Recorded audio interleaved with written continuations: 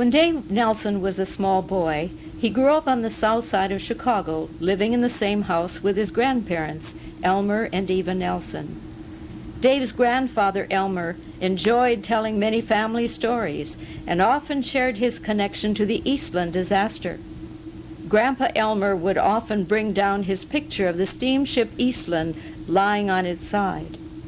He would begin by explaining how he was an iron worker working on many famous buildings in and around Chicago. But one Saturday in July 1915, he left his job to help rescue people from the ill-fated Eastland. Dave can remember how his grandpa carried this star inside his wallet. Elmer Nelson was proud of this star and what it meant to him. A way to honor Dave's grandfather was accomplished through the production of a documentary that featured Elmer Nelson. Dave, Rose, and Dave Jr. produced a 38-minute story featuring Dave's grandfather.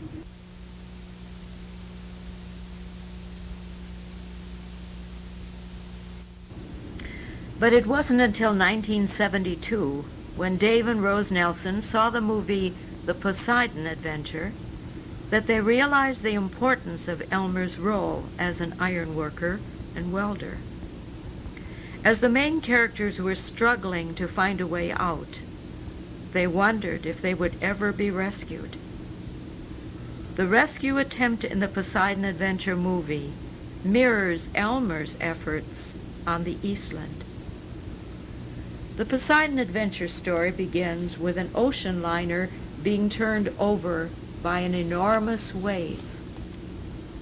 For hours, a small group of people, including Ernest Borgnine and Red Buttons, began their quest for survival through the ship, finally reaching Shaft Alley, a means of escape. Here, the steel was able to be cut by a welder's torch. They were hoping to get someone's attention on the outside of the hull. The two men used steel pipes and proceeded to beat them against the steel hull. The others looked on, also hopeful of rescue. After several attempts, they felt confident the sound was being returned by someone outside of the vessel. Ernest Borgnine and Red Buttons repeated the effort of banging the pipes against the hull.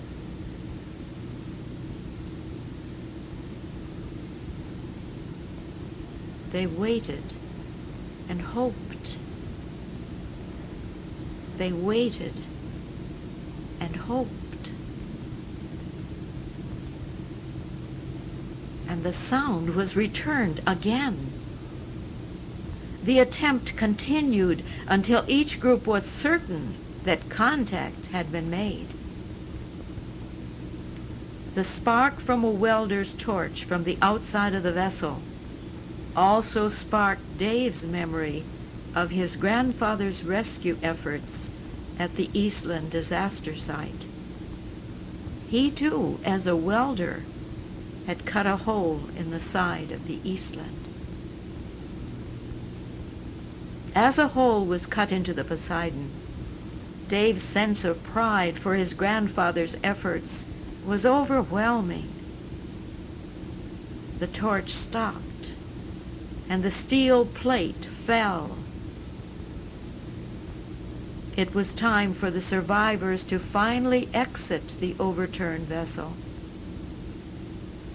Dave saw expressions of relief, as well as the sadness of loss on the face of each survivor. The expression on the face of Ernest Borgnine captures the pathos of the scene.